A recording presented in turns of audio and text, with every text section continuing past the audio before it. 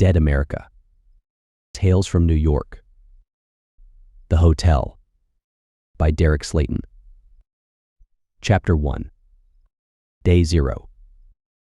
For the love of God, someone give me a hand over here. Benny, the physically fit 26-year-old hotel desk clerk, pressed his body against the front door of the boutique hotel.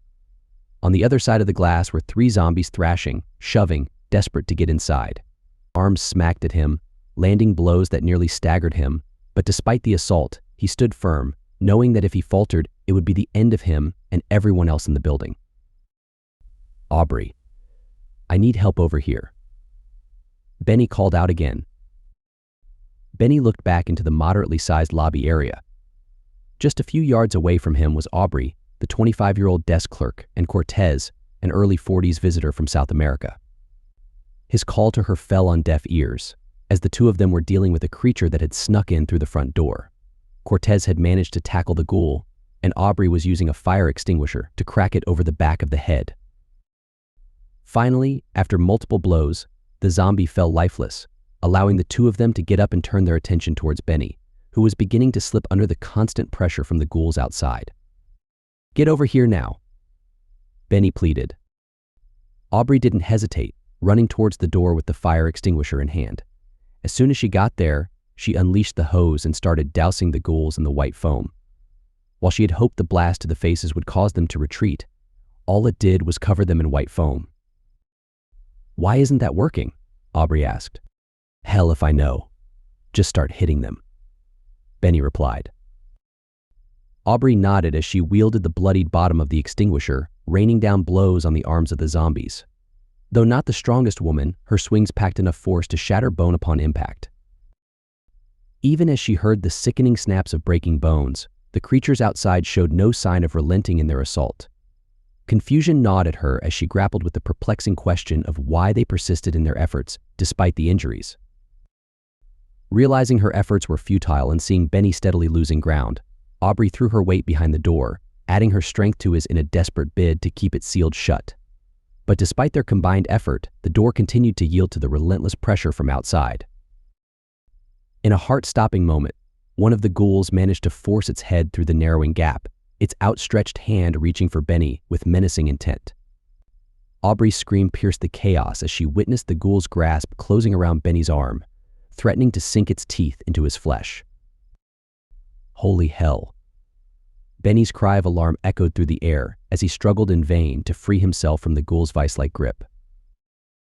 Cortez, observing the dire situation, refused to stand idly by. With a determined glare, he spotted a fire axe mounted on the wall behind a break glass in case of emergency panel. Without hesitation, he delivered a forceful blow, shattering the glass to the ground before retrieving the weapon and striding purposefully towards the besieged door. As Benny continued to fend off the attacking creature, Cortez stepped forward, swinging the axe with practiced precision. The blade found its mark, embedding into the forehead of the ghoul with a sickening thud, halting its advance in its tracks. Benny's face was streaked with blood as Cortez wrenched the axe free from the fallen ghoul, which crumpled to the floor in a lifeless heap. Wasting no time, he turned his attention to the remaining 2 creatures, relentlessly attempting to breach the entrance. Instead of targeting their heads, still beyond reach on the other side of the door, Cortez focused his strikes on severing their outstretched arms, each blow delivered with force. Despite the loss of their limbs, the ghouls persisted in their single-minded pursuit, the stubs from their severed appendages smacking against the glass. With a final, decisive blow, Cortez drove the axe into the back of the dead ghoul, embedding it deep into its flesh. Straining against the resistance, he pulled the corpse through the narrow opening, allowing the desk clerks to finally secure the door. With the entrance locked up tight, Benny swiftly moved to reinforce it further, pulling down a metal gate and securing it firmly in place. As the tension of the moment began to ease, Benny and Aubrey turned their attention to Cortez. The middle-aged man's pristine white suit was now splattered with crimson, but he appeared unfazed, standing amidst the chaos with an air of calm assurance. The fallen ghoul lay at his feet, the axe protruding from its back, as if it was patiently waiting to be drawn out. Ignoring the stares of the clerks, Cortez reached into his jacket pocket, retrieving a metal cigarette case and lighting up without a word. Aubrey, still reeling from the intensity of the ordeal, spoke out of reflex. "I'm sorry, but there's no smoking in the lobby," she remarked, her voice tinged with a mixture of exhaustion and disbelief. Benny intervened, placing a reassuring hand on Aubrey's shoulder, silently urging her to let it slide. "I think it's okay in this case," he said. Aubrey hesitated for a moment before shrugging and walking over to Cortez. "Mind if I bum one of those?" she asked, her voice slightly trembling. Cortez grinned warmly as he produced his cigarette case once more, offering one to Aubrey. As he lit it for her, the two shared a moment of respite, savoring the brief reprieve from the violence. "I'm Aubrey, and that's Benny," she introduced, gesturing towards her colleague. "My name is Cortez," he replied with a nod of acknowledgement. "We appreciate your help back there. I'm not sure we would have been able to handle it on our own." Aubrey expressed her gratitude sincerely. "It is my pleasure. I am always happy to come to the aid of such a beautiful woman," Cortez replied smoothly, eliciting a smile from Aubrey as Benny interjected, redirecting their focus to the task at hand. "We have to lock this place down," Benny asserted. "What we need to do is figure out what in the hell is going on." "What are those things?" Aubrey countered. "There will be plenty of time to figure that out, but right now we have to make sure none of them get in here," Benny reasoned, prompting Aubrey to nod in agreement. "Okay, we lock this place down. Where else can those people get in?" Cortez inquired, prompting Aubrey and Benny to contemplate the building's vulnerabilities. "The parking lot entrance should be locked already, right?" Aubrey suggested. "We still need to check it. The keycard system was acting up last week and Jenny disabled it, so it could be unlocked," Benny replied. "I'll check it," Aubrey volunteered. "No, I'll take care of that. You two need to lock down the kitchen. We had a delivery today, and I don't know if they secured the delivery door," Benny instructed. "We meet back here in 5 then." "Come, let us deal with these doors," Cortez proposed. Cortez swiftly extracted the axe from the creature's back as the trio headed off to address other potential breaches. Benny dashed down the hallway toward the parking lot door, relieved to find it closed and unobstructed. However, movement under the streetlight outside caught his eye, prompting him to approach with caution. Stopping just short of the door, Benny pressed himself against the wall, trying to minimize his visibility. Peering outside, he observed the door barely open a crack, swaying in the wind, revealing 3 figures gathered by a car, presumably feeding on a victim. With a deep breath, Benny reached for the door handle, pulling it shut just as the creatures noticed him and began sprinting towards the entrance.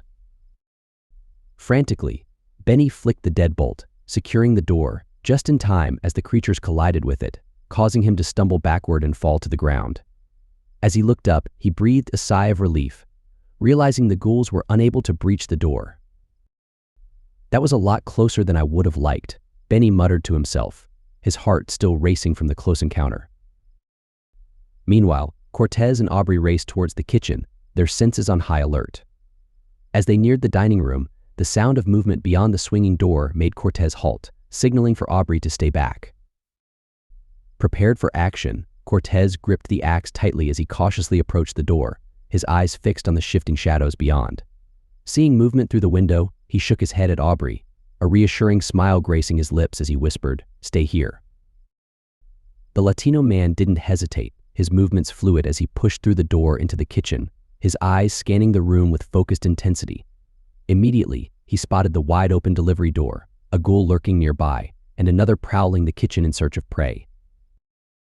Realizing that confronting both creatures head-on would be risky, Cortez's mind raced with possibilities.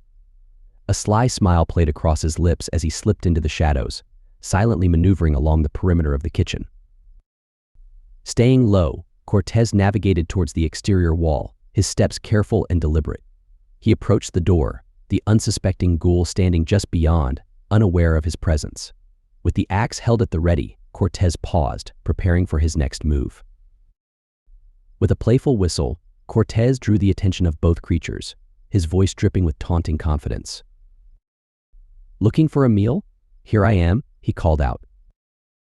The ghoul lunged towards Cortez, driven by primal hunger, but Cortez reacted with lightning speed, driving the axe down into its shoulder and pinning it in place. As the other zombie from the kitchen closed in, Cortez executed a flawless maneuver, using the momentum of the approaching creature to shove them both out the door with a powerful thrust. With a deft twist, Cortez freed the axe and delivered a forceful kick to the chest of the ghoul in front, sending them sprawling backward onto the dock. "Sorry, but the kitchen is closed," Cortez declared with a hint of satisfaction, his voice ringing out confidently as he seized the heavy metal door and slammed it shut, securing the lock with a resounding click. "We are safe in here, my lady," he assured Aubrey, who had entered the kitchen, her eyes wide with admiration as she surveyed the scene before her. Peering through the small metal slot at the top of the door, she watched as the ghouls Cortez had ejected struggled to their feet, only to flee at the sound of a distant noise down the street. "That was incredible, Cortez," Aubrey exclaimed. Cortez grinned, his chest swelling with pride at the praise. "You should stick around then, because that was nothing," he replied confidently. Cortez's playful wink elicited a blush from Aubrey, her cheeks tinted pink as she met his gaze. The pair proceeded to inspect the boxes, Aubrey nodding in approval as she surveyed their contents. "You see something you like, I take it?" Cortez quipped, his tone laced with a hint of mischief. "It's not the best tasting food in the world, but if we're stuck here for a few days, we're at least going to eat well," Aubrey remarked. Cortez joined her, examining the boxes with a confident smile. "When we are safe, Cortez will prepare something to satisfy your taste buds," he declared with a flourish. "I look forward to it," she replied with a smile, her eyes sparkling with anticipation.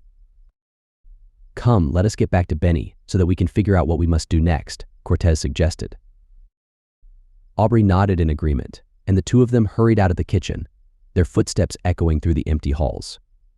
As they made their way back to Benny, both Aubrey and Cortez realized that their night was far from over. Chapter 2. Cortez and Aubrey returned to the main lobby area of the boutique hotel, their eyes scanning the space in search of Benny. Not finding him immediately, Aubrey's concern bubbled up, prompting her to call out his name.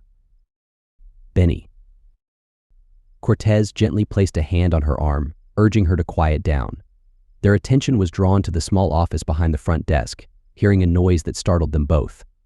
With caution, Cortez advanced, axe at the ready, while Aubrey followed closely behind.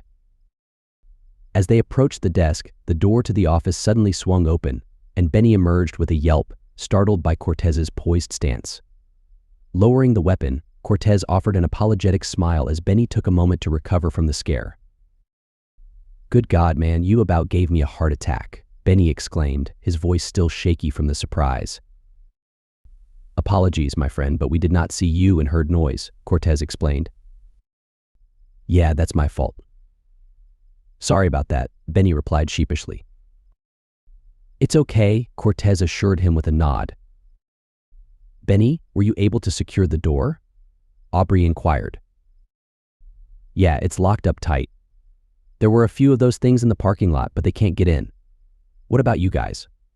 Benny responded. "Cortez here took care of business," Aubrey answered proudly, casting a glance at Cortez. "I escorted 2 of our unwelcome visitors out of the building and sealed the door behind them," Cortez added. "Good job. That's all the exterior doors to this place. At least ones that are open to the public," Benny remarked. "We must secure all of the doors," Cortez declared. Benny's smile widened as he displayed a set of keys, jangling them before tossing them onto the counter. "This door is secure," he announced confidently. "There's a basement access to the sewer system. This building has been standing for more than a century and still has some relics from those days," Benny explained further. Aubrey nodded, her attention shifting to the computer nearby. With a few keystrokes, she pulled up security camera footage showing the basement area, focusing on a door secured with a chain and padlock at the far end of the screen. She rotated the display so Cortez could see. "Look at the top of the screen there. The chain and padlock are still on the door, so even if something comes up from the sewer, they're not getting through the door," Aubrey reassured them. Cortez pondered her words for a moment before nodding in agreement. "Okay, as long as you are 100% sure, I shall drop the issue, Cortez conceded. I am. That door isn't opening unless we want it to, Aubrey affirmed. Just then, the elevator door dinged, startling them all into action. That one, on the other hand. Two blood-soaked women stumbled out of the elevator as the doors opened, their screams echoing through the lobby as a middle-aged man grappled with a zombie. Another creature feasted on a helpless victim on the floor of the elevator car. Without hesitation, Cortez swiftly approached the elevator, axe in hand, as the women scrambled to get out of his way. With a powerful downward blow, he embedded the blade into the back of the creature's head, sending it crashing face down onto its meal. Turning his attention to the man struggling with the zombie, Cortez positioned himself for a decisive strike. "Duck now," he commanded. Following Cortez's decisive blow, the man swiftly obeyed, allowing the axe to cleave through the zombie's skull with a sickening thud, embedding itself into the elevator wall. Shock registered on the man's face as he released the lifeless corpse, watching as it slumped to the ground, the axe protruding from its head. Stepping out of the elevator, Cortez retrieved his weapon, his gaze settling on the mangled remains of the fallen undead. Elliot, the slightly heavyset man, spoke up, offering his gratitude to Cortez with a friendly pat on the shoulder. "Thanks for the assist there, buddy. You have one hell of a mean swing," Elliot remarked. "Anytime, my friend." "I am Cortez," Cortez replied graciously, introducing himself with a nod. "I'm Elliot. The lady over there on the right is my wife, Vivian. And," Elliot hesitated, turning to the other woman, "I'm sorry, I never got your name." "It's Sarah," she interjected softly. "It was the damnedest thing. We were riding down to go grab a nightcap, and when the doors opened, those things just rushed in. The rest is kind of a blur. Just a lot of yelling and blood," Elliot explained, his voice filled with disbelief. "Yes, there is a lot of that going on this evening," Cortez agreed somberly, his gaze drifting to the motionless body of the man they had found being devoured. As the elevator dinged, signaling that the doors were about to close, a moan emanated from the corpse on the ground, catching their attention. They watched in stunned silence as the lifeless body began to stir once more, a chilling realization settling over them. "Buddy, did you see that?" Elliot exclaimed, his voice trembling with disbelief. "I did, my friend," Cortez confirmed, his expression grave. "Good. I don't feel like I'm going crazy then," Elliot replied, his voice tinged with uncertainty. "Do not worry, my friend. There is still time," Cortez reassured him cryptically. Cortez's reassuring pat on Elliot's shoulder elicited a chuckle from the older man, lightening the tense atmosphere momentarily. However, their relief was short-lived as they heard the elevator lurch into motion, prompting a moment of shared horror. "My God, where is it going?" Elliot exclaimed. Quick to act, Benny rushed over to the computer, swiftly checking the readout to determine the elevator's destination. "Looks like it's going to 8, Benny reported. Without a word, Cortez pivoted and entered the stairwell beside the elevator, his senses sharpened as he bounded up the stairs with remarkable speed. Despite his smoking habit, his athleticism was undeniable, each step propelling him closer to the looming threat. By the time he reached the 4th floor, his pace had quickened, a sense of urgency driving him onward. Finally arriving at the 8th floor, Cortez flung open the door, his breath steady as he surveyed the hallway.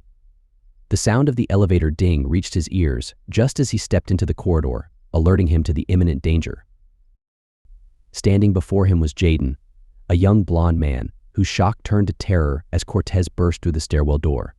Before Jaden could react, Cortez forcefully shoved him to the ground, his focus squarely on the elevator. As the elevator doors slid open, Cortez swung his axe with precision, delivering a decisive blow to the attacking ghoul.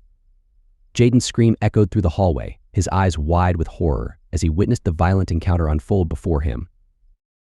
Cortez watched as the creature crumpled to the ground, the axe handle protruding upward.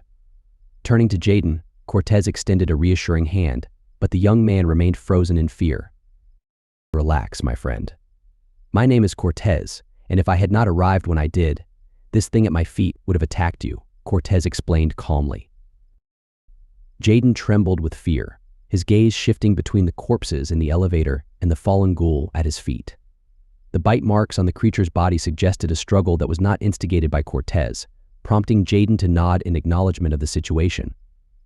With a hesitant gesture, he extended his hand, allowing Cortez to help him up before guiding him toward the elevator. "My God, you want me to get in there?" Jaden's voice quivered with apprehension as he glanced warily at the blood-splattered interior. "If you would not mind, my friend, running up 8 flights of stairs does take it out of me." "Come, please," Cortez replied calmly. Jaden nodded reluctantly, gingerly stepping over the fallen ghoul to enter the elevator. As they descended to the ground floor, curiosity mingled with his fear, prompting him to address Cortez with a hesitant question. "I don't suppose you can tell me what is going on, could you?" Jaden inquired. "I wish I could, my friend. All I know is that something bad is happening, and we are all in the lobby to try and figure out what we are going to do about it," Cortez responded cryptically, his gaze fixed ahead as they rode in silence. As the elevator doors parted, Jaden flinched at the sight of Elliot and Benny poised defensively with chairs, ready to strike. Cortez remained unfazed, offering a knowing smile as he greeted them. "It is good to see you too, my friends," Cortez remarked warmly, his calm demeanor diffusing the tension in the room. Benny and Elliot lowered their guard, welcoming them into the lobby with relief evident in their expressions. "Jesus, Cortez, you shot out of here like a bolt of lightning," Benny remarked. "He who hesitates is lost. However, in this case, if I hesitate, he would have been lost," Cortez replied. Benny glanced at Jaden, who offered a half-hearted wave before introducing himself amidst the uncertainty. "Hey everybody, I'm Jaden, and I have absolutely no idea what the hell is going on," Jaden admitted, his tone reflecting his bewilderment. "You're certainly not alone in that." "So welcome to the club," Sarah replied. Benny nodded in agreement, acknowledging the shared sense of confusion among them. "All we know is that something bad is going on out there. People are going crazy and attacking other people," Benny added. Jaden's demeanor shifted, a realization dawning on him as he paused to gather his thoughts. "In that case, we might need to check on the people in the room next to mine. Room 813, Jaden suggested. The occupants of the lobby exchanged worried glances, sensing the gravity of Jaden's implication. "Why do you think that?" Elliot inquired. "Because that's what I was coming down here to complain about. I just flew in today and I am worn out, so I turned in early. About an hour ago, there was a lot of screaming and commotion from the room next to mine," Jaden explained, his words laden with apprehension.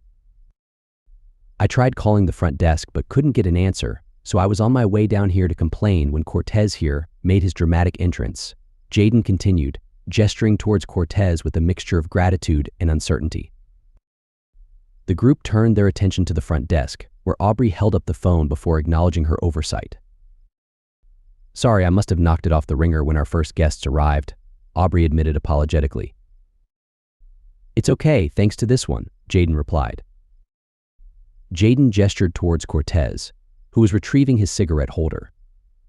As he placed one in his mouth, he offered it around to the others. Everyone waved their hands in refusal, except for Vivian, who surprised her husband by accepting one. "Vivian. What are you doing?" Elliot exclaimed. "I watched a man get eaten," Elliot.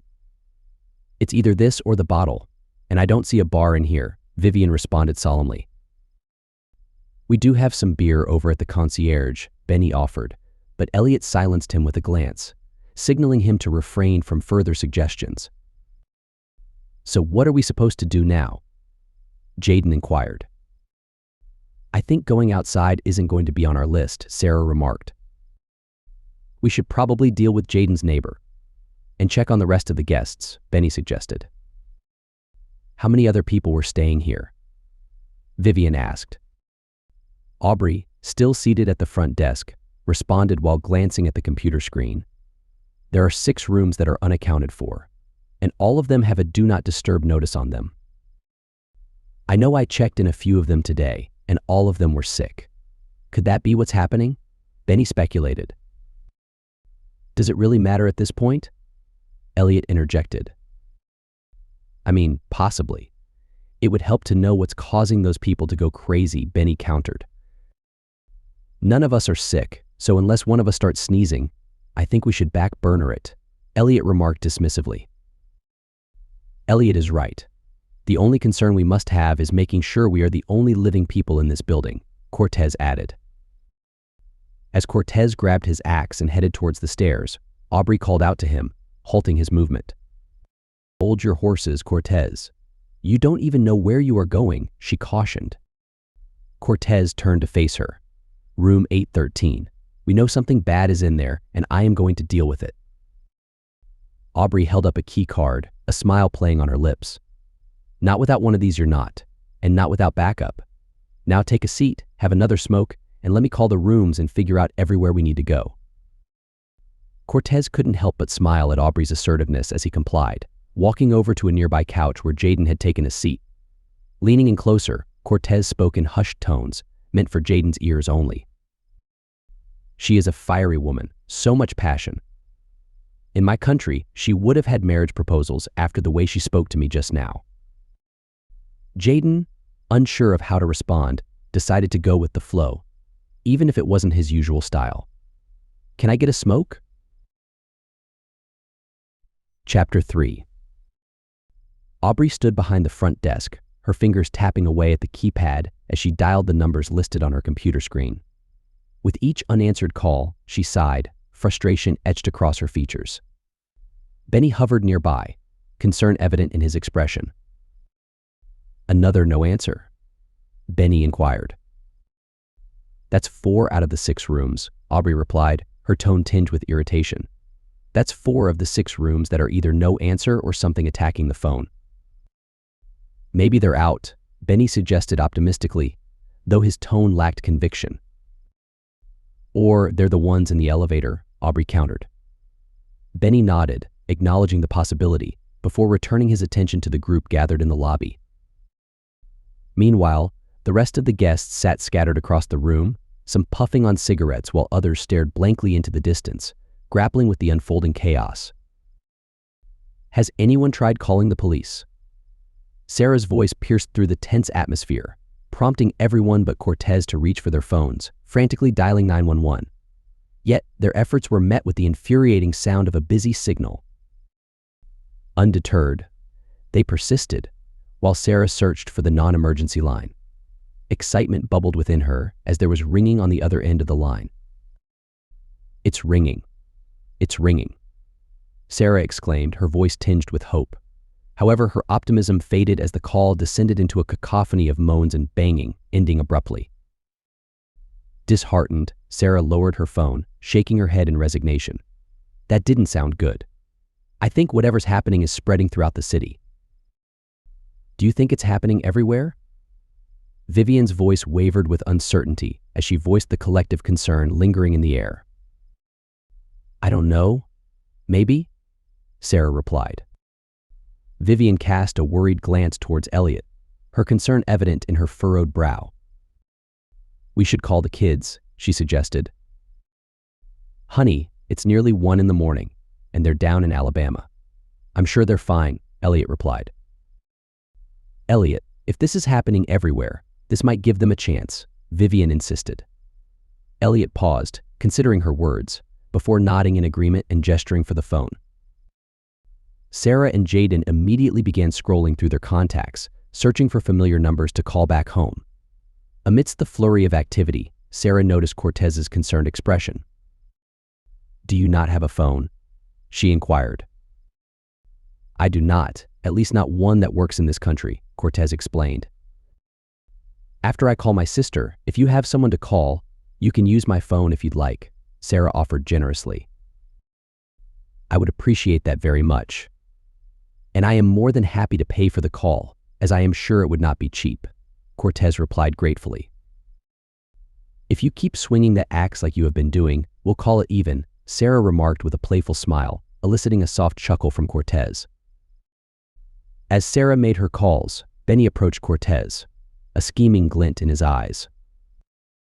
Cortez, do you still feel comfortable being our lead attacker? Benny inquired. Please do not take offense to this, my friend. but I trust my ability to fight more than any of yours. So yes, I will continue leading the charge, Cortez replied confidently. Good, because from the looks of it, we're going to have 6 rooms to clear, Benny stated matter-of-factly. And we will take care of it. However, it would be nice if we had a plan before opening up the doors, Cortez remarked. I think I have something. Come on, Benny said. Cortez and Benny rose from their seats, ready to discuss their plan, only to find Vivian trailing along behind them, a determined look on her face. It's okay, Vivian. We'll be right back, Benny assured her. Don't give me this boys' club crap, Vivian retorted, her voice firm. I've been a public high school teacher for nearly 25 years now, so I've dealt with horrors you can't even begin to comprehend. Now we're in this together, and I'm going to help, understood. Unless you want me to show you how hard I can smack. Benny and Cortez exchanged a glance before simultaneously nodding and replying, yes, ma'am. The trio made their way down the hall to the kitchen. Once there, Benny approached a large cabinet and retrieved a sizable silver-covered serving dish. He held it up with a grin, prompting confusion from Cortez and Vivian. Forgive me, my friend, I do not follow. How does this help us? Cortez inquired, puzzled. Yeah, I'm with the smooth talker on this one. How does this help us? Vivian echoed, equally perplexed. Benny smirked as he approached the door they had entered through. With a swift motion, he wedged the dish into the door frame, its sides scraping against the wood.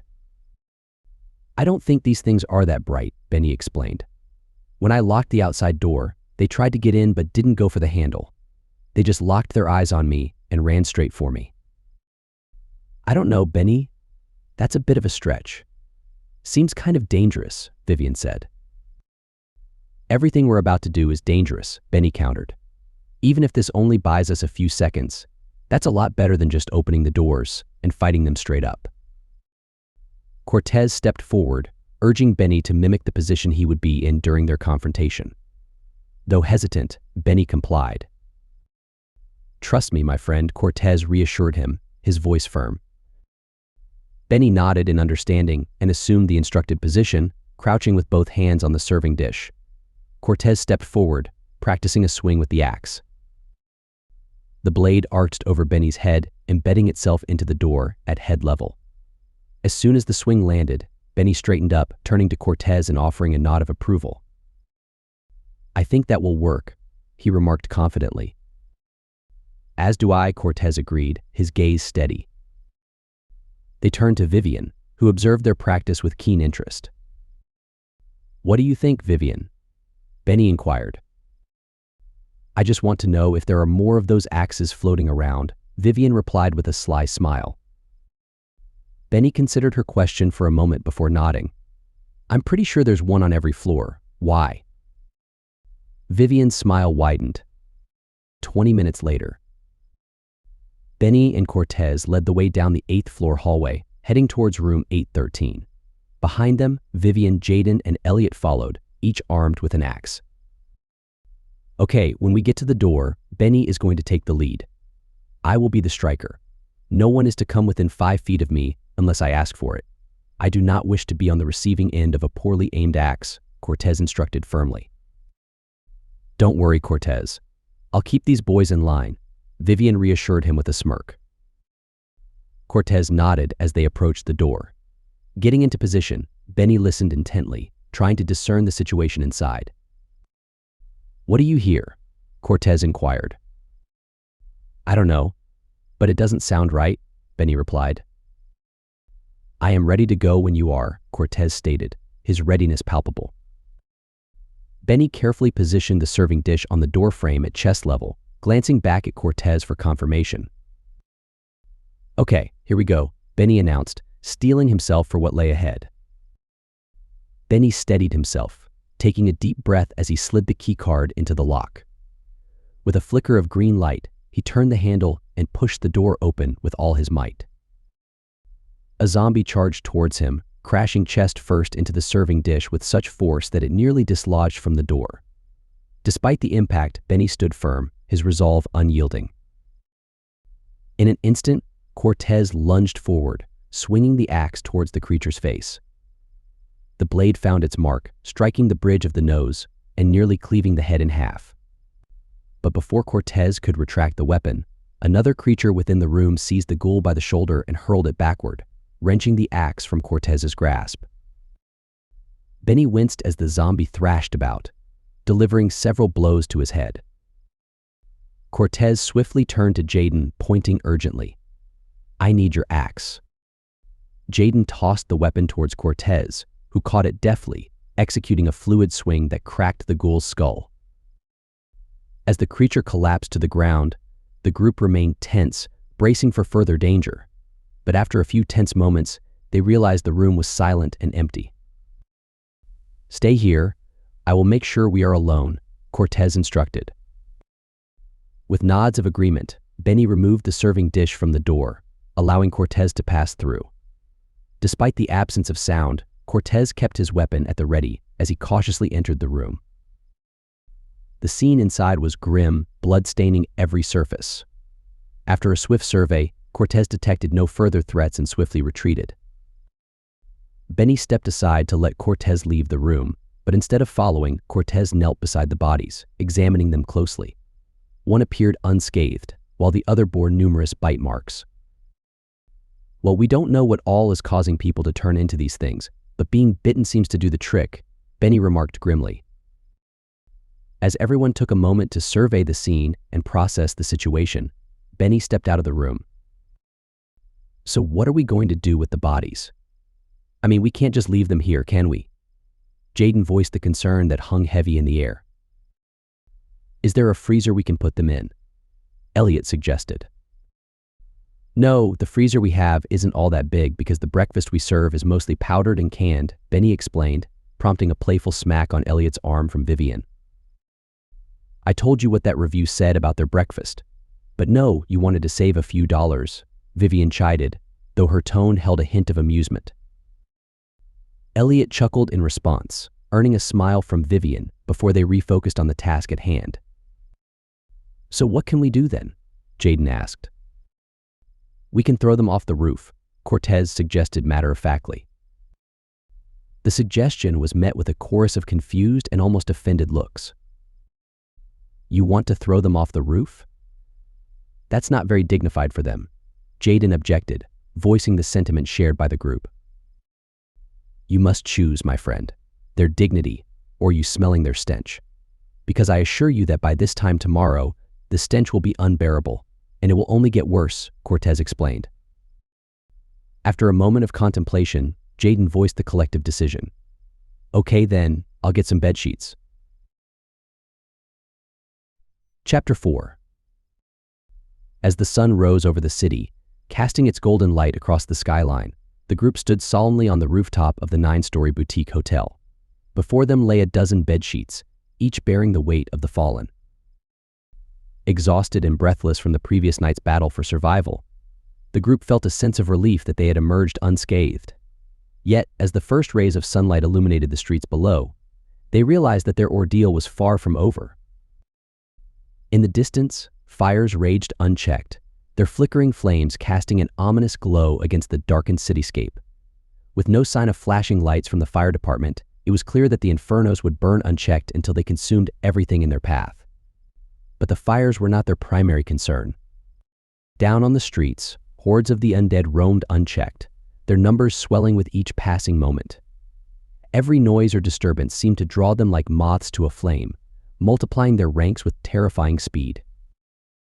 Turning their gaze to the surrounding buildings, the group spotted other survivors peering out from windows, their expressions mirroring the despair and uncertainty that gripped them all. "Should we say anything before we send the departed over the side?" Benny's voice broke the somber silence, prompting a collective glance among the group. After a moment of hesitation, Cortez stepped forward, his expression grave as he gathered his thoughts. With solemn reverence, he launched into a speech, his words flowing with eloquence and passion. However, to the bewilderment of everyone on the rooftop, Cortez spoke entirely in Spanish, leaving them unable to understand his heartfelt words. As Cortez concluded his speech, he turned to the others, awaiting their response. Aubrey stepped forward, offering her thoughts with sincerity. "That was beautiful, Cortez," Aubrey began, her voice filled with respect. "And I believe I speak for everyone here when I say that I couldn't have said it better myself." There were a few chuckles among the group, and Aubrey couldn't help but smile slyly as Cortez realized that his heartfelt speech had gone over everyone's heads. "Apologies, my friends," Cortez began, his tone sheepish. "I knew what I wanted to say for these poor departed souls, and frankly, I lacked the proper English vocabulary to do them justice." "It's all good, big man. I'm sure the Lord above speaks more than one language, and his are the only ears that needed to hear it," Elliot reassured him, his words carrying a sense of comfort. Cortez nodded in gratitude as the group returned their focus to the chaotic scene below. They remained in silence for several minutes, absorbing the sight before Sarah broke the quietude. "Okay, I don't know about the rest of you, but if I don't get some food in me soon, I'm going to pass out," Sarah declared. "I guess that's our cue to send these bodies over," Benny remarked, prompting nods of agreement from the group. Pitching in, they took a few moments to respectfully dispose of the departed over the side.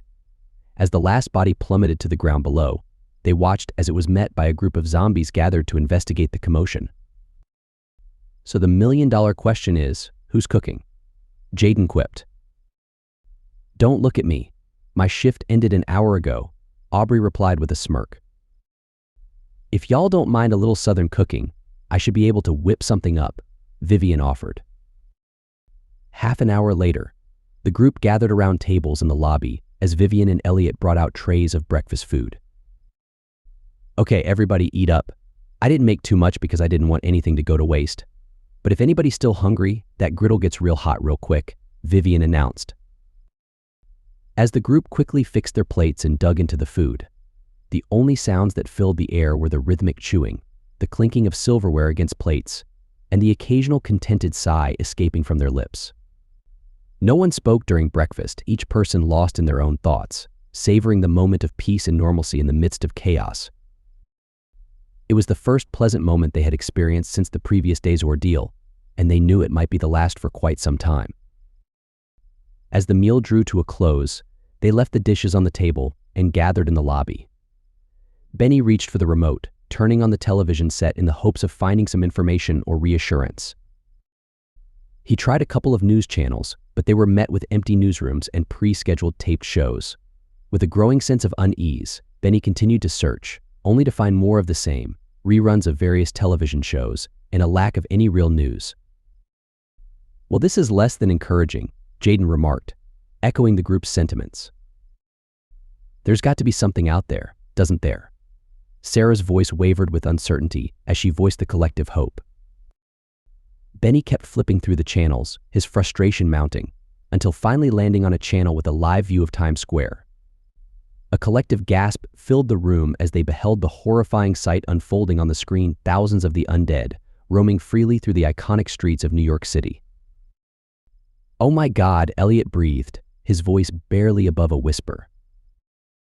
As Elliot pulled his wife Vivian close, seeking solace in her embrace, the others remained seated, their eyes fixed on the television screen, stunned into silence by the grim reality unfolding before them. Meanwhile, Cortez rose from his seat and made his way over to the concierge desk, the others watching curiously as he approached. With a sense of purpose, he hopped over the desk and disappeared into the small shop nestled within. Moments later, he emerged with a carton of cigarettes and a six-pack of beer in hand. "Hey Cortez, what are you up to, buddy?" Benny called out, voicing the group's collective curiosity.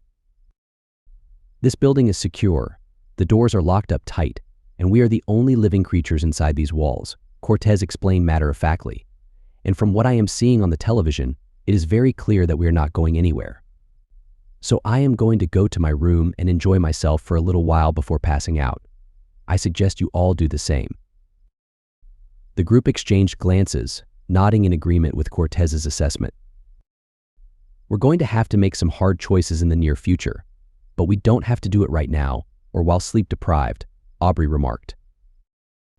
"Even though we are locked up tight, I still think it would be wise if someone kept watch," Benny suggested, concern etched in his features. "You and Aubrey go catch a little shut-eye.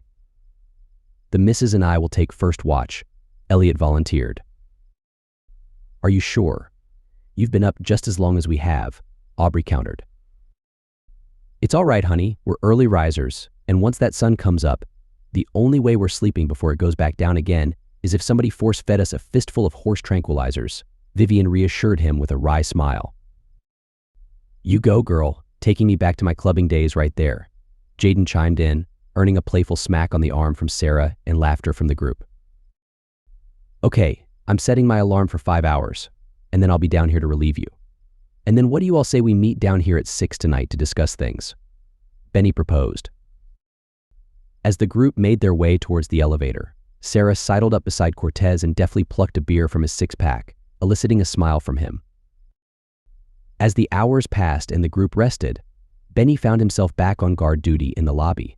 Seated in a plush chair, he was engrossed in a game show on the television instead of the live feed of Times Square.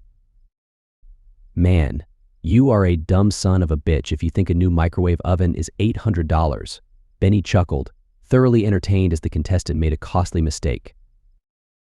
He watched with glee as the contestants' overestimate led to their downfall. See, I told you, Benny exclaimed triumphantly. As the game show went to commercial, Benny heard the elevator ding. Jaden and Sarah stepped out, offering him a friendly wave. I brewed up a pot of coffee about 15 minutes ago. Help yourself, Benny offered, gesturing towards the coffee pot. They nodded gratefully, fixing themselves a cup before joining Benny in front of the television. How's it looking out there? Jaden inquired. Hell if I know. I assume still bad, Benny replied, his attention still fixed on the television. Jaden and Sarah exchanged puzzled glances until they heard the theme song of the game show, prompting raised eyebrows directed at Benny. It's the end of the world, and you're watching game shows? Sarah asked incredulously. Yes, I am, Sarah, because if anything big was going on, like the military invading, I'd be able to hear the explosions in the distance. So I figured I would enjoy the last shreds of entertainment before they vanished off my screen, potentially forever, Benny explained with a grin. Sarah and Jaden exchanged a glance, shrugging in agreement before joining Benny in front of the television. 20 minutes passed before Aubrey arrived, stepping out of the elevator and into the lobby, where she was greeted by the sight of the three of them yelling at the television. Initially caught off guard, Aubrey's confusion only grew as she listened to their heated debate. $1,200. Jaden exclaimed, his voice filled with conviction. Are you an idiot? There is no way that dirt bike only costs $1,200. Sarah retorted, her disbelief evident.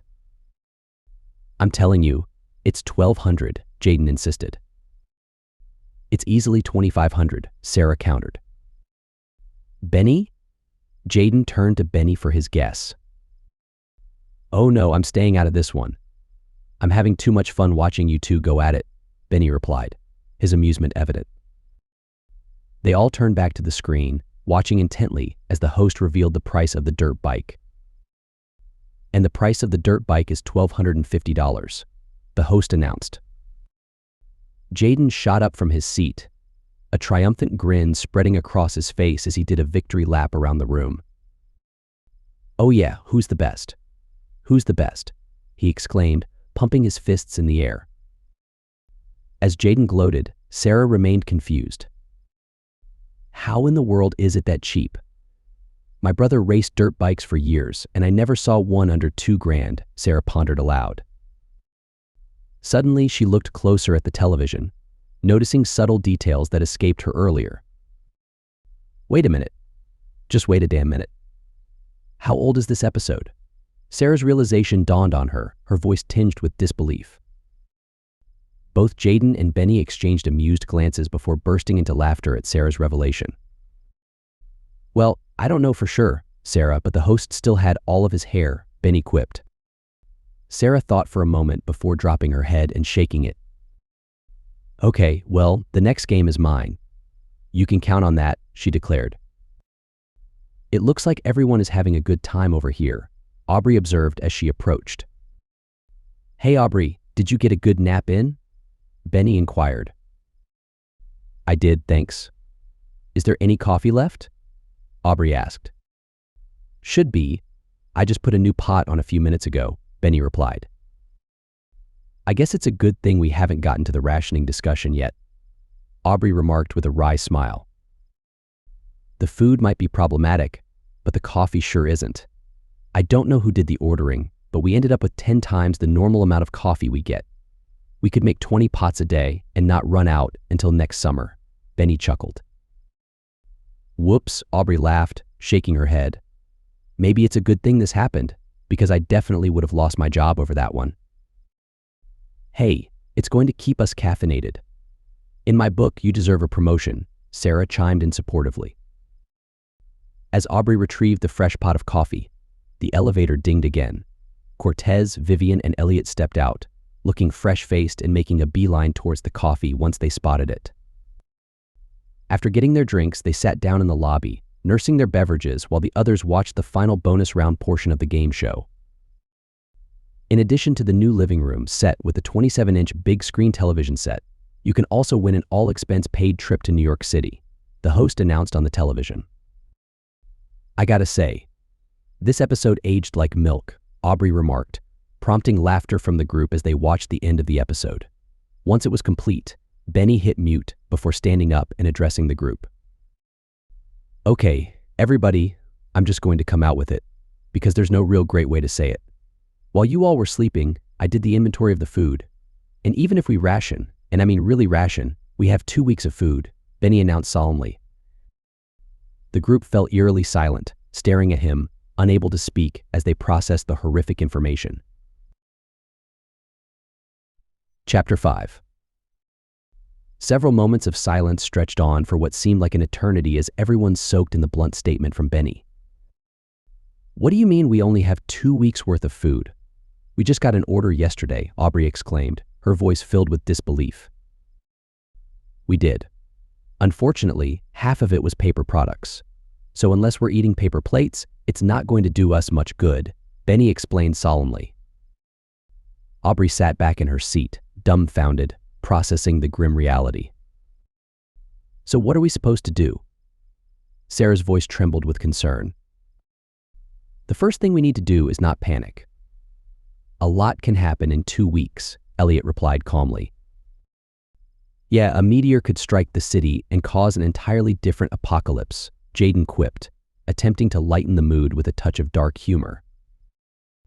Elliot shot Jaden a harsh look, but quickly dropped it, acknowledging the seriousness of the situation. Elliot's right. We don't have any reason to panic yet. We have a couple of weeks to figure this out. For all we know, the military is preparing to retake the city, Vivian chimed in optimistically. Or they could be dead as well, Sarah interjected with a grim reality check. Come on, honey, we have to remain positive, Vivian urged. We just chucked a dozen bodies off the roof. My positivity in our current situation is a bit lacking at the moment, Sarah retorted. As tensions rose and the conversation grew more heated, Cortez sat silently, observing the exchange. After a couple of minutes, he finished his coffee, setting the cup down before drawing out a cigarette and lighting it up casually. If I may have the floor for a moment, please, Cortez spoke up, surprising everyone with his calm demeanor. Go ahead, Cortez, Benny granted him permission, eager to hear what he had to say. Cortez took a long drag off his cigarette before standing up to ensure everyone could see and hear him clearly. For the moment, we are safe, so we should act like it. We have all experienced a great trauma, and it will take time before we are all thinking clearly again, Cortez began, his voice steady and authoritative. Everyone nodded in agreement, acknowledging the weight of his words. Now, it is possible that your military is preparing to come in and save us all. It is possible that those things will die off in a week. However, we must proceed as if neither of those things are happening, Cortez continued, his gaze sweeping across the group. Again, nods of understanding rippled through the room. So what do you propose we do then? Aubrey inquired, her voice reflecting a mix of curiosity and concern. We plan contingencies. There are 4 exits from this building, so we must figure out which one to take when the time comes. We also must figure out where we are to go once we do depart, Cortez explained. Cortez is right. We have time to figure something out, and in our current state, we were at each other's throats within 2 minutes of bringing it up. So why don't we do this? Let's have a relaxing day today. Take advantage of the fact we still have a television signal and the power to use it. Because I don't think either of those are going to last all that long, Benny suggested. The group exchanged glances, finding consensus in Benny's proposal. I think that's an excellent idea, Benny. And since we have a year's supply of it, I'll get another pot of coffee brewing, Aubrey chimed in. Excellent. Okay, everybody, let's enjoy our day and we will reconvene in the morning to talk about our options, Benny concluded. As the day waned, the survivors gathered in the lobby of the hotel, enjoying each other's company and the reruns on television. However, as the hours passed, some channels abruptly went off the air. By sunset, only a handful remained. One by one, the survivors retreated to their rooms after raiding the concierge shop for some cold drinks and cigarettes. Eventually, only Aubrey and Benny remained in the lobby. I can take first watch if you want to go grab a nap, Aubrey offered. I'm okay, Aubrey, but thank you though, Benny replied. When's the last time you slept? Aubrey inquired. I got a few hours last night, Benny admitted. You're running on fumes and need sleep. The rest of us have had a full night's sleep, and you're going to need one too. Especially if we're going to figure out how the hell to get out of here tomorrow, Aubrey insisted. Benny cracked a smile at her persistence. That's cute. What's cute? Aubrey asked. The fact you think we're going to get out of here, Benny replied, a hint of resignation in his voice. You got to keep the faith, Benny, Aubrey encouraged. Benny pulled himself up from his seat, stretching before heading towards the elevator. I'll try to keep that in mind before I pass out. I can be back down in a few hours if you want. It's 10 now. If you're down here before 5, I'm going to beat you. And not in the fun way, Aubrey joked, giving Benny a playful wink. Okay, I'll see you in the morning then, Benny said as he walked off to find a place to sleep. As Benny wandered off, Aubrey settled back into her seat, grabbing the remote with a gleeful smile. Finally, I can watch what I want to watch, she exclaimed, preparing for a night of solitude and television. Aubrey spent the better part of the evening flipping between the few remaining channels, watching anything that wasn't depressing live feeds or infomercials. Time seemed to slip away as she zoned out to the television, only realizing the passing hours when the first light of dawn began to seep through the windows. All night watching television. It's like middle school summers all over again, she remarked to herself as she struggled to get up from the couch. As she attempted to stand, the elevator dinged and Vivian and Elliot emerged, noticing Aubrey's struggle. Are you okay, honey? Vivian asked with concern. Yeah, just got too comfortable on the couch, Aubrey replied, trying to hide her discomfort. Well, you sit back down.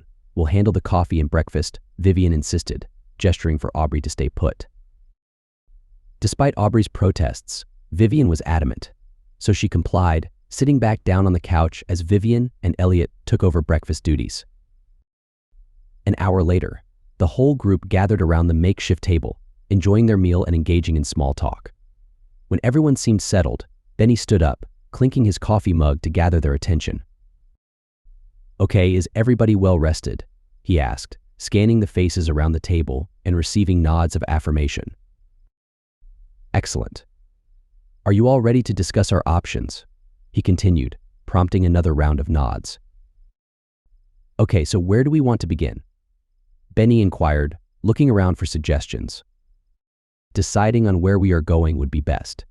It is difficult to plan an escape if we do not have a destination, Cortez suggested. That's a good point, Benny acknowledged. Well, we are kind of at your mercy on this one, old Benny boy. None of us are from the city, so even if we knew where to go, we wouldn't know how to get there, Elliot added. As the group weighed their options, Benny turned to Aubrey, seeking her input. We're in North Manhattan, and based on what we've seen on the live feed from Times Square, going south really isn't an option, Aubrey began, laying out the geographical constraints. So we're either heading up towards Yonkers or trying to get across the river to Jersey, Benny summarized, considering the possibilities. I don't really like the idea of going north, Aubrey admitted. prompting curious looks from the others.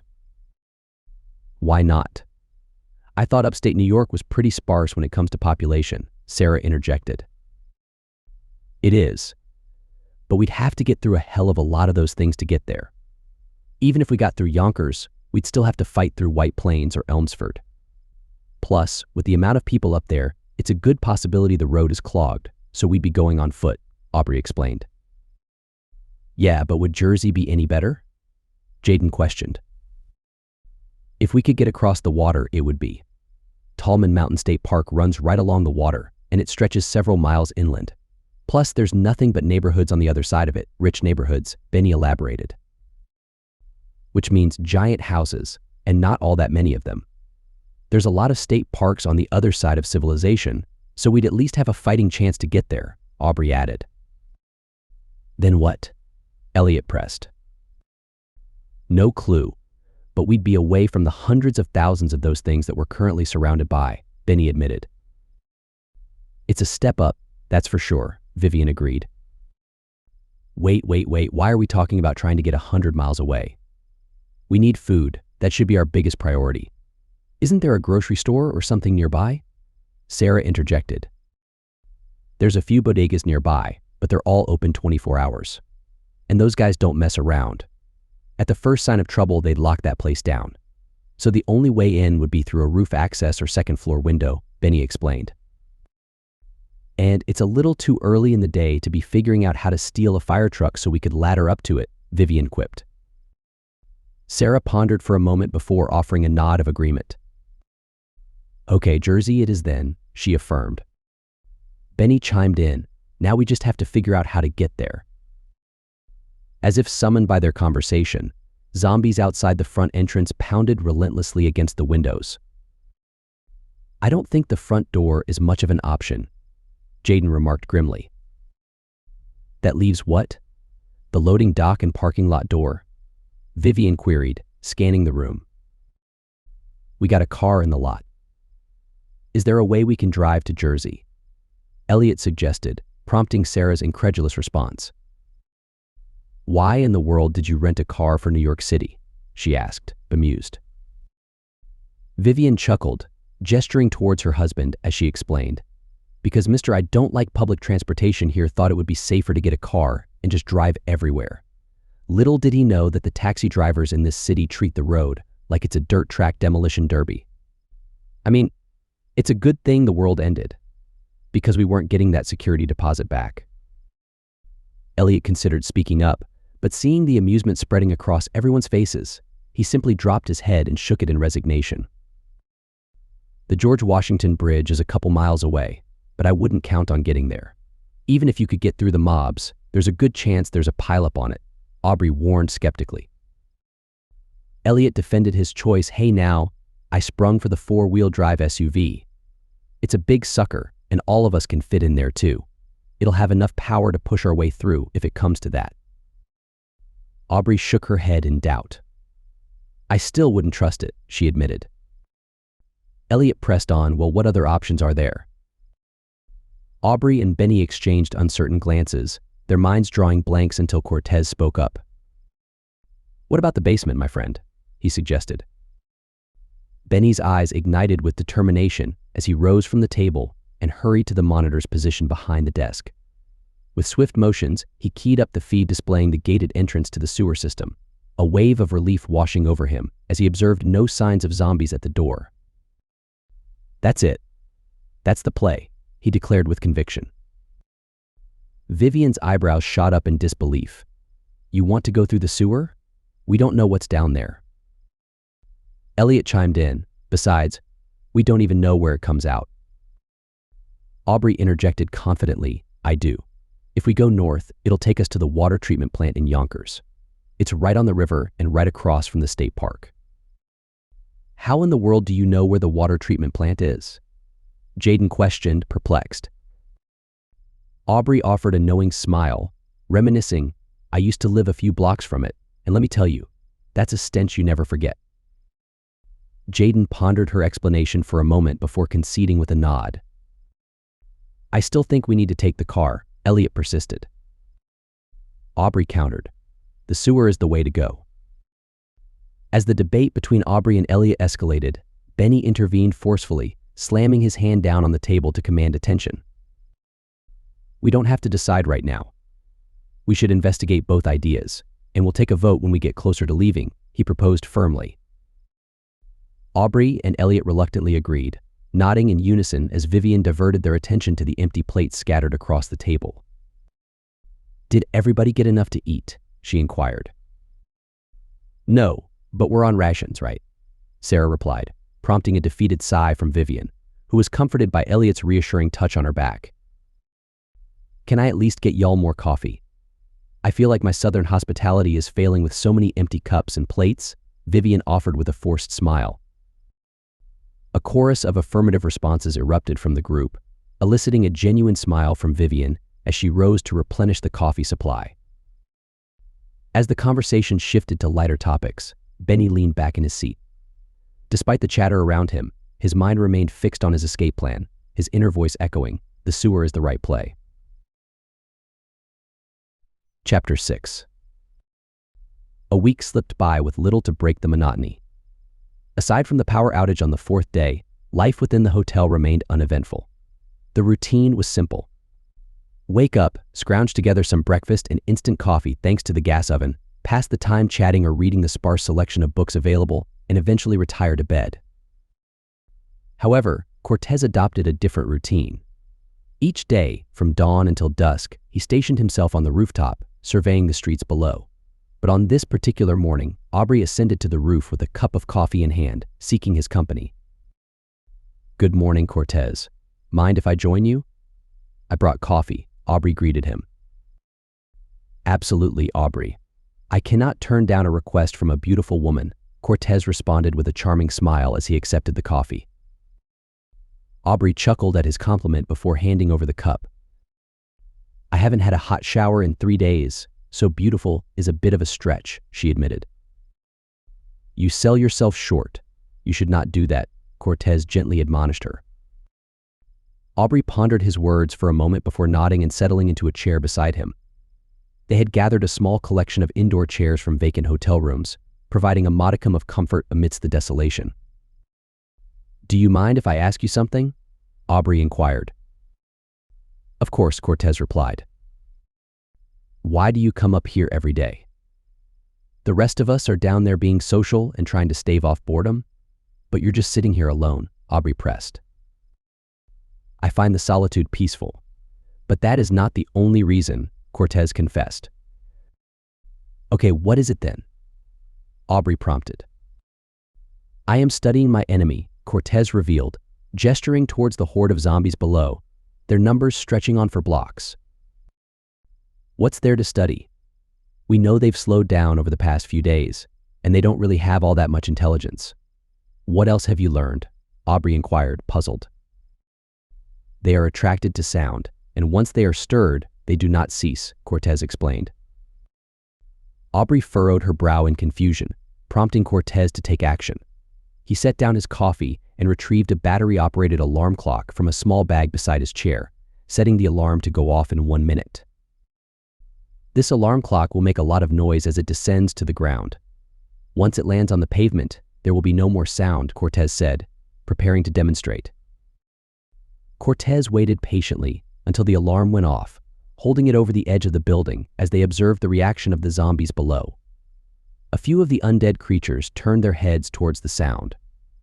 With a swift motion, Cortez hurled the alarm clock down the street as hard as he could, the blaring noise abruptly silenced as it shattered into pieces upon impact.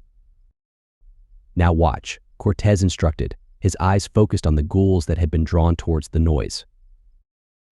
The zombies continued their slow march, unaffected by the broken device lying on the ground. They trudged on for another block before being redirected by the presence of other wandering undead. "So if we can get a group going in one direction and stay out of sight," Aubrey mused, grasping the implications of Cortez's observation.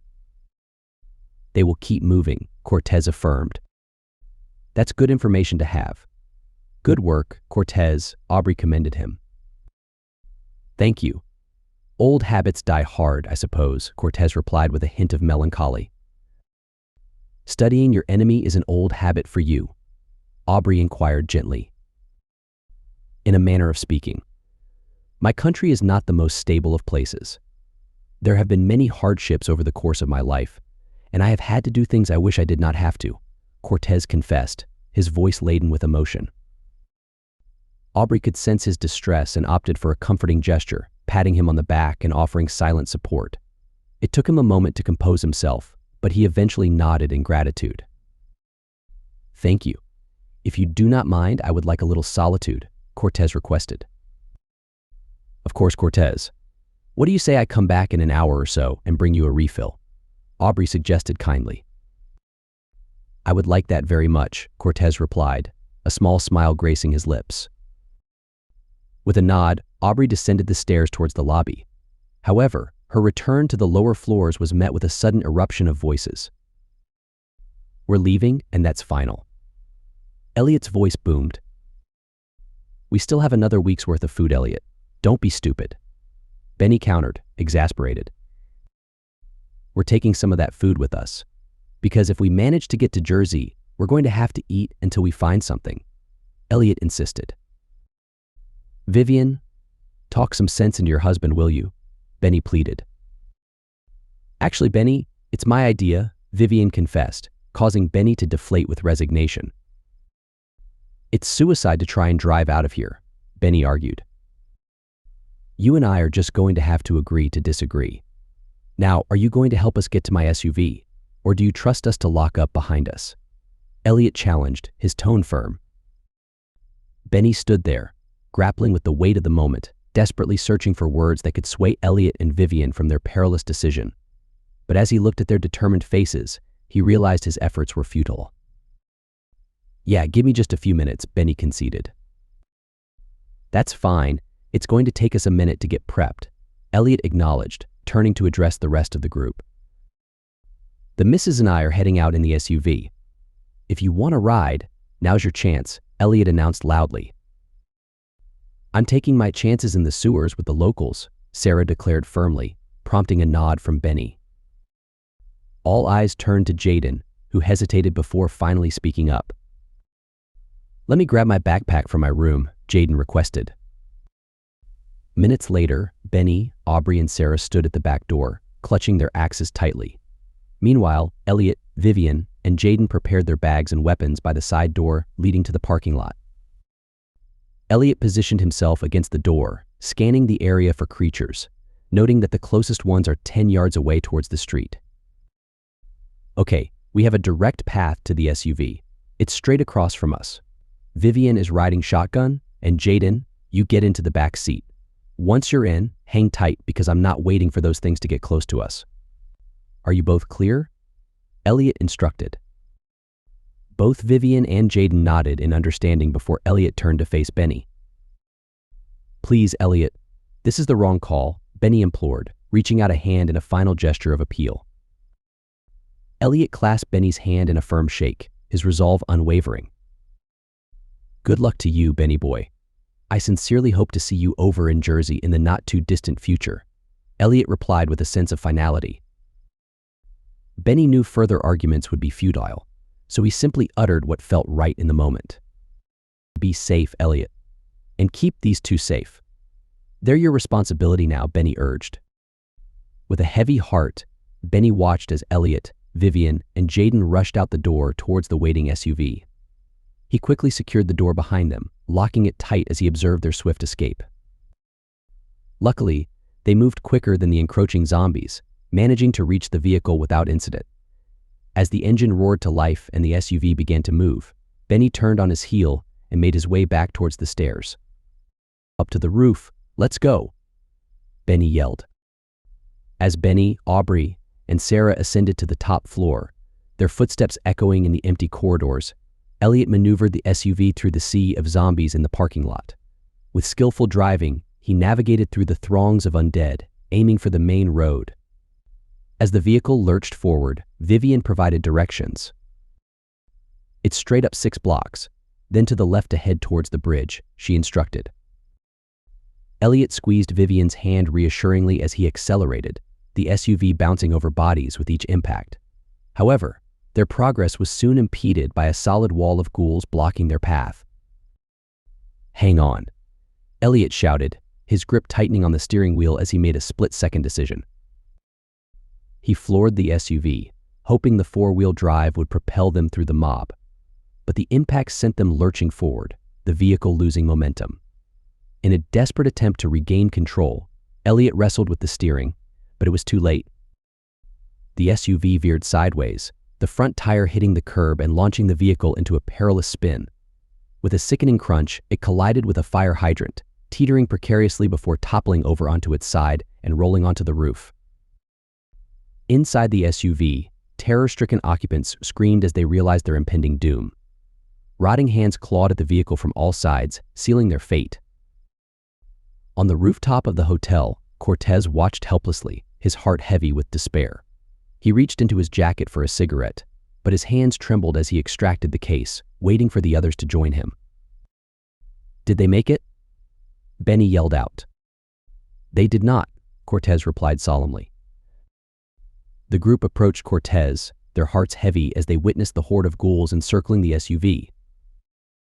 There were simply too many of them, and whoever was driving could not control the vehicle after impact, Cortez explained, his voice tinged with sorrow. "Oh my God, we have to do something," Sarah exclaimed, her panic palpable as she paced back and forth. "I'm afraid there's nothing to be done," Cortez replied solemnly, his gaze fixed on the scene below. Desperation gnawed at Aubrey's resolve as she searched for a solution. "Maybe your radio alarm trick?" she suggested, grasping at straws. Cortez shook his head. "They are too far away, and those creatures are too agitated," he explained regretfully. "So we just leave them to die?" Sarah cried out, her voice filled with anguish. "I don't think we have another option," Benny interjected. "But there has to be something," Sarah protested, her voice trembling with emotion. "Well, there isn't," Benny snapped, his frustration boiling over. "There are hundreds of those things down there, and we don't have the weapons to make a dent in them. And for every one of those things we see, there's another 10 that we can't. They're gone, and there's nothing we can do about it." Sarah listened to his words, eventually nodding in reluctant agreement, the weight of their helplessness settling over her. After several minutes of somber silence, Aubrey broke the tension. "So what do we do now?" "We get packed up and ready to go. Everybody rest up today because we're hitting the sewer first thing in the morning," Benny declared. Chapter 7. The next morning, Benny, Aubrey, Cortez, and Sarah gathered around the makeshift dining room table, their breakfast untouched. Tension hung heavy in the air, each of them acutely aware that today marked their attempt at escape. "Did anybody check on?" Aubrey began, her concern evident, but Benny swiftly interrupted her. "They're still surrounded. And that's the last we're going to talk about it because we need to get focused," Benny declared, his tone firm. Aubrey nodded in understanding as Sarah struggled to hold back tears, her emotions threatening to overwhelm her. The remainder of the meal passed in silence before Benny stood up abruptly. He made a move as if to take his plate to the kitchen but stopped himself, tossing it back onto the table with a resigned gesture. "It's not like I have to use it again," he muttered, his eyes meeting the gaze of the others. "Do what you need to do and grab what you have to. Meet in the basement in 30, Benny instructed before heading off. The others followed suit, dispersing to their rooms to gather their belongings.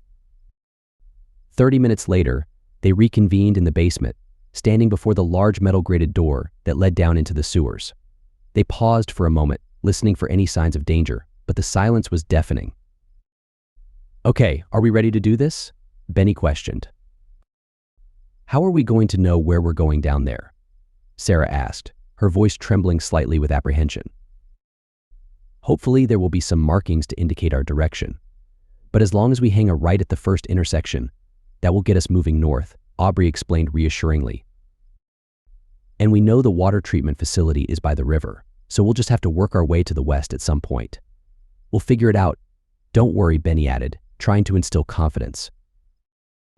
Aubrey nodded in agreement as Benny unlocked the door with a set of keys. He swung it open as quietly as possible, not wanting to alert any lurking zombies to their presence. Before Benny could lead the way, Cortez stepped forward. "Please, my friend, allow me." "This is not my first time doing something like this," Cortez offered, his expression resolute. Benny glanced at Aubrey, who gave him a subtle nod of approval. "Okay, we'll follow you, Cortez," Benny agreed. Benny handed over the powerful flashlight they had, allowing Cortez to take the lead as they ventured through the door and into the darkness of the sewer. As they descended the stairwell, the putrid stench assaulted their senses, prompting some involuntary gagging. It took a few moments for them to adjust to the overwhelming smell, but they pressed on. Upon reaching the bottom, they found themselves in a vast sewer system, with water dominating 80% of the tunnel's space and concrete walkways on either side. "Come, let us get moving," Cortez urged, his voice cutting through the eerie silence. As they walked along the concrete walkways, the sound of distant moans reverberated through the tunnels. They froze in place upon hearing the first noise, but soon realized it was emanating from a far-off source. At the first intersection, Cortez made the turn, only to be confronted by a zombie shambling alongside the wall. Reacting swiftly, Cortez shoved the ghoul forward with the head of his axe. With a decisive blow to the back of its head, the creature collapsed lifelessly onto the ground, its arms splashing into the dingy water. Cortez then gave it a final kick, sending it tumbling into the water and clearing their path. The commotion attracted the attention of other ghouls in the sewer, their moans echoing ominously through the cavernous space, sending shivers down everyone's spines. "We must keep moving," Cortez urged. The foursome quickened their pace, the beam of the flashlight cutting through the darkness ahead, illuminating a long, straight tunnel. While they weren't sprinting, they moved swiftly as the ominous moans continued to grow louder around them. Cortez led them past an adjoining tunnel to their right, bypassing it and leaping over a slight water gap. He halted on the other side, shining the flashlight down to the water to guide the others across. Aubrey crossed first, her weaker flashlight scanning the path ahead for any signs of danger. Benny followed, nearly losing his footing, but Cortez swiftly grabbed him by the shirt and pulled him up. "Thanks, man, I appreciate that." Benny expressed his gratitude. "Anytime, my friend," Cortez replied with a reassuring nod. As Cortez turned back to Sarah, a zombie emerged from the shadows, colliding with her and sending them both tumbling into the water. "Sarah." Benny's cry filled the air with desperation. Cortez swiftly shined the light towards her, witnessing the horrifying sight of the zombie sinking its teeth into her neck. With a primal scream, he plunged into the waist-deep water, swinging his axe with all his might. The blade struck the creature's head with such force that it continued through, burying itself into Sarah's skull. Cortez met her gaze as the light faded from her eyes. "I am sorry, my friend. There is nothing we could have done for you," Cortez murmured softly, grief weighing heavy in his words. As the light departed from her eyes, he retrieved the axe from her head, the moans of the undead intensifying around them. Benny extended his hand, helping Cortez back onto dry land. "Come on, we have to keep moving," Benny urged. Cortez nodded as he took point again, leading the way with the three of them running hard down the sewer to the north. It took them a good 10 minutes of relentless running before they reached the end of the line, which lay just ahead of them. As they approached, Cortez halted a good 20 yards shy of the end, allowing them a moment to catch their breath. Despite their efforts, the cacophony of moans continued to swell, the source still elusive. "Where do we go now?" Benny asked. Aubrey pointed her light to the wall ahead, revealing spray-painted text on the concrete. An arrow indicated their path to the left, with the words water treatment directing their way. "Looks like we're going to the left," Aubrey observed. Before they could proceed, a splash echoed from just up ahead, sparking their concern. Cortez stepped forward, raising his flashlight towards the source of the noise. The sight that greeted them was chilling. A dozen zombies advancing towards them. Most lurked on the walkway flanking the water, while several waded through the murky depths itself. "What do we do?" Aubrey's voice trembled with apprehension. Cortez glanced at Benny, raising his axe with resolve. "We must fight," he declared. Benny mirrored Cortez's stance, raising his own axe in solidarity. "We fight. You take the far side, I'll take the near," Benny said. Cortez nodded in agreement as they handed their bags over to Aubrey, He also passed her the flashlight. "Shine it to make sure we can see what we're swinging at," Cortez instructed. She nodded in acknowledgement and complied with the instructions, ensuring that the high-powered flashlight was aimed at the opening in the sewer tunnel. Cortez leapt over the water, swiftly crossing to the other side of the walkway, and charged straight toward the lead zombie. With a powerful swing, he raised his axe and delivered a forceful strike to the top of its head. The ghoul crumpled to the ground, creating an obstacle for the next creature in line. Cortez swiftly withdrew the axe and took a step back, poised for the next attack. He observed as the creature stumbled and fell face first onto the concrete, making it an easy kill. Glancing over at Benny, Cortez saw his comrade having similar luck with his line of zombies, dispatching them one by one. Their success continued until a couple of the creatures lurking in the water reached up towards Benny, seizing his ankle and causing him to stumble backward. Despite his fall, the remaining 3 creatures on his side continued their advance. "Oh shit," Benny exclaimed. Having decapitated another zombie, Cortez shifted his attention to Benny, noticing the dire predicament his friend was facing. With unwavering determination and no regard for his own safety, Cortez leaped into the water, his weapon held high above his head. As he plunged into the murky depths, Cortez drove the blade of his axe into the creature gripping Benny's ankle. The force of the impact was enough to make the ghoul loosen its grip, allowing Benny to scramble backward to safety. With swift precision, Cortez withdrew his weapon and swung it forcefully across his body, severing the head of another zombie that lurked nearby. Meanwhile, Benny struggled to regain his footing, so Cortez focused on buying him some precious time. With calculated strikes, he swung the axe low, severing several zombies' feet at the ankles. 3 creatures stumbled forward, their attempts to walk on severed limbs futile as they collapsed in a heap on the walkway. "Cortez, look out," Aubrey yelled. Cortez glanced up at Aubrey's pointed finger, directing his gaze to the walkway behind him. Turning swiftly, he spotted 4 creatures teetering on the edge, about to descend upon him. Before he could ready his weapon for the impending fight, Benny sprang into action, seizing Cortez by the arms and hauling him out of the water with a swift tug. Dragging Cortez a short distance away, Benny collapsed beside him. They sat there briefly, the immediate threat subdued, with zombies either submerged in the water or struggling to rise after losing limbs. "Thank you, my friend," Cortez said with a sense of relief. "That was a little too close for comfort." "It was the least I could do after you jumped in after me," Benny replied. "We've lost enough friends." "No more," Cortez declared solemnly. Nodding in agreement, Benny and Cortez rose to their feet, poised for the final confrontation with the remaining zombies.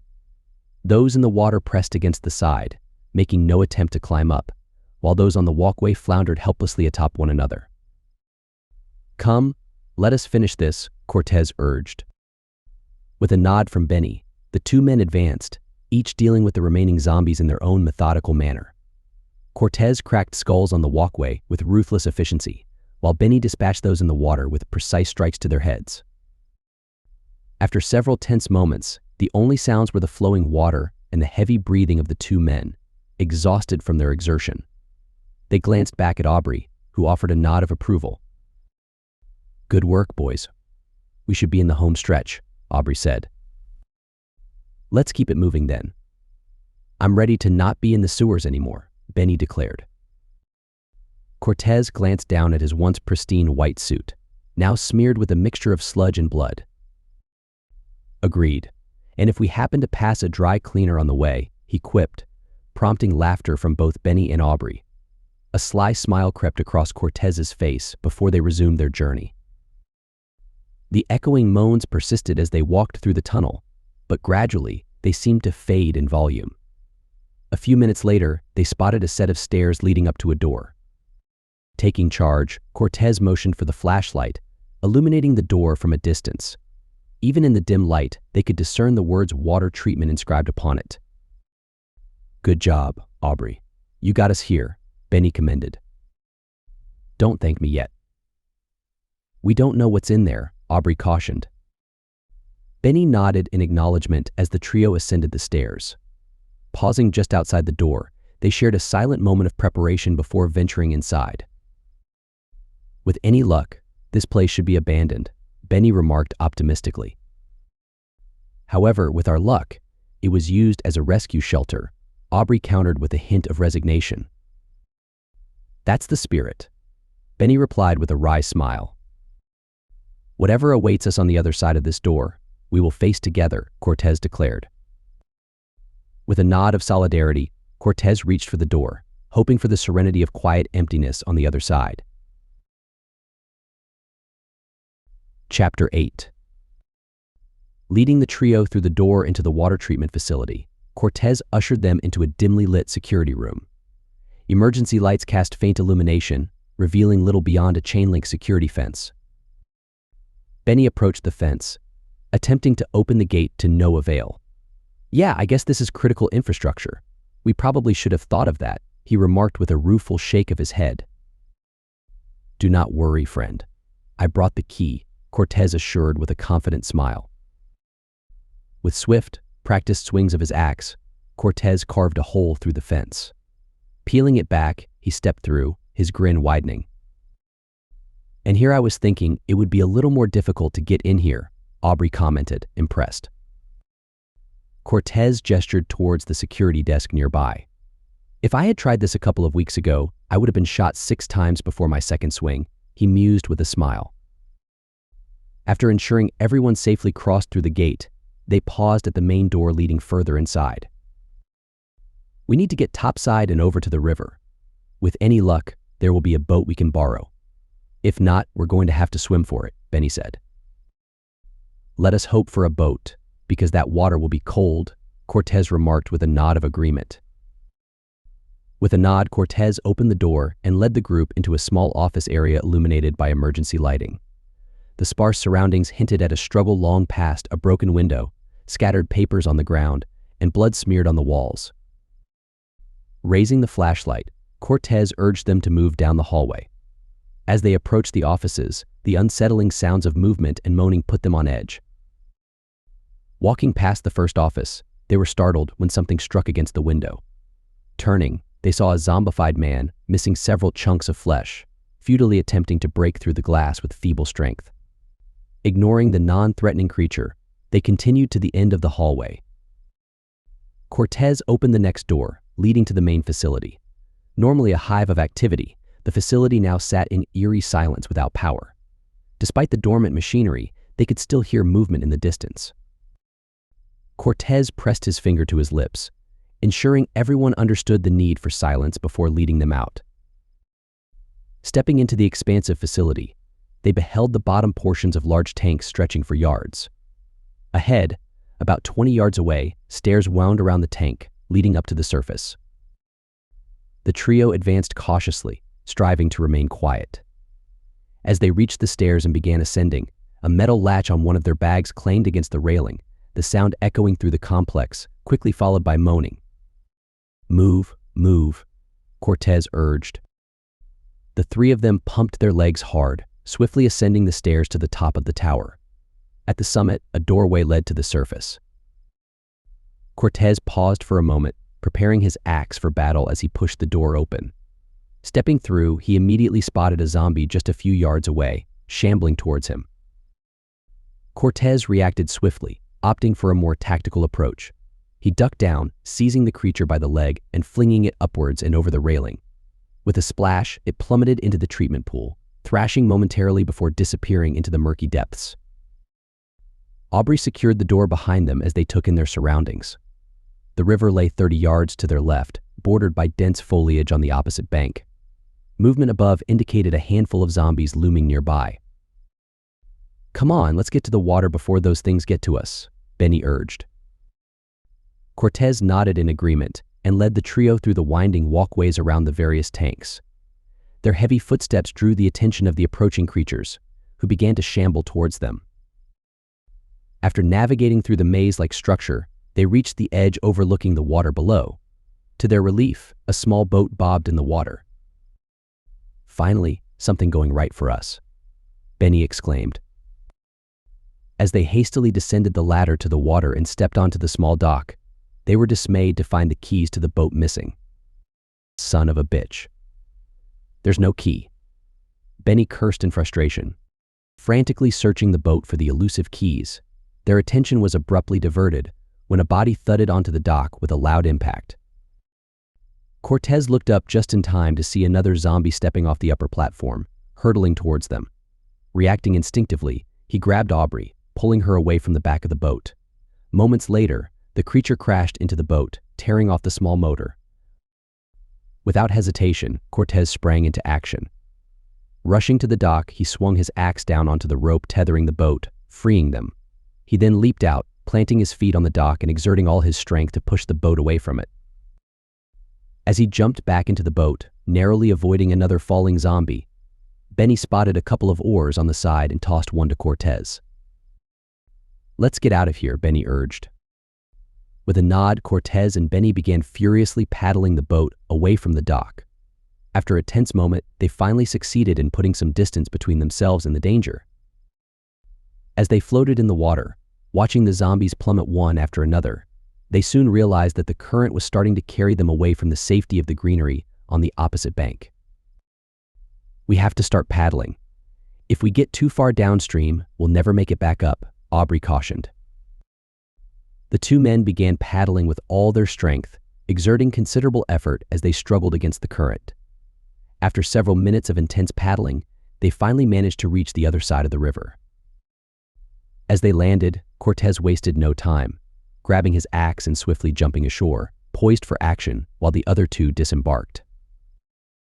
"What do you think? Stay on the coast or go inland?" Benny inquired. Cortez considered the options. "I say we stay to the coast until we know what we're dealing with. It's not ideal, but if we get overwhelmed, at least we can retreat into the water." Aubrey and Benny nodded in agreement as the three of them began walking along the shore of the river. Moving at a normal pace, they endeavored to remain as quiet as possible. They walked in silence for a solid mile, encountering nothing but the tranquil sounds of nature. However, Cortez halted them abruptly when he heard a branch snap in the trees ahead. Ready with his axe, he listened intently as footsteps approached the riverbank. Moments later, he spotted a couple of middle-aged men emerging from the trees, carrying buckets and hunting rifles. Oblivious to the trio standing 20 yards away, they proceeded to fill their buckets from the water. "Hello?" Aubrey called out. Startled, the two men swiftly stood up, raising their rifles. Benny and Cortez instinctively dropped their axes, raising their hands in a gesture of peace. We're friendly," Benny assured them. John and Howard lowered their guns, exchanging a perplexed look. "Where in the holy Sam hell did you three come from?" John exclaimed incredulously. "Manhattan, sir," Aubrey replied calmly. The two men exchanged another glance, clearly astonished by the revelation. "Manhattan? You can't be serious. Nobody could have gotten out of there alive," Howard remarked skeptically. "Clearly we did, my friend. And I assure you, it was not easy," Cortez interjected, gesturing to his sludge-stained white suit as evidence. Benny chimed in, explaining the building we were in had a sewer access, so we followed it up to the water treatment plant and got across the river. John and Howard mulled over the explanation before nodding in understanding. "I know I just met you, but damn, you are some crazy sons of bitches," John remarked with a mixture of admiration and disbelief. "I think what my friend here means is, welcome to New Jersey," Howard added, extending a figurative welcome. "So where are you headed?" John inquired. "Frankly, sir, anywhere but Manhattan," Aubrey replied earnestly. "It's hard to argue with that, if I'm being honest," Howard concurred. "We were hoping to get to the western portion of the state, where it's less populated. Cut through those rich neighborhoods where there aren't as many people," Benny explained. Howard and John nodded in agreement. "That's a solid plan you have there, but not as easy as you'd think. There's a lot more of those things there than we would have hoped," John cautioned. "We've spent the last few days clearing them out, then retreating back here for rest. We're hoping to push through them by the end of the week," Howard added. "If you will have us, we will gladly swing our axes for you," Cortez offered. "We did make it out of Manhattan after all, so you know we're capable," Benny added with a confident smile. John and Howard thought for a moment before nodding in agreement. All right, that's Howard, and I'm John.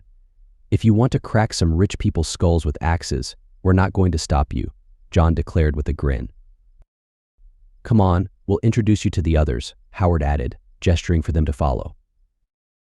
The trio nodded appreciatively, picking up their weapons and following John and Howard through the woods. After a short walk, they arrived at a clearing where a dozen campers were arranged in a circle. My God, how many people do you have here? Aubrey asked in amazement. 24, counting you 3, John replied proudly. Come on, I'm sure someone has some food going. You look like you could eat, Howard suggested, leading the way towards the camp. Pausing for a moment to take in the sight of their newfound safe space, the trio exchanged smiles. We did it, my friends. I believe we are going to be okay, Cortez remarked with quiet optimism. I hope you're right, buddy. I hope you're right. The end.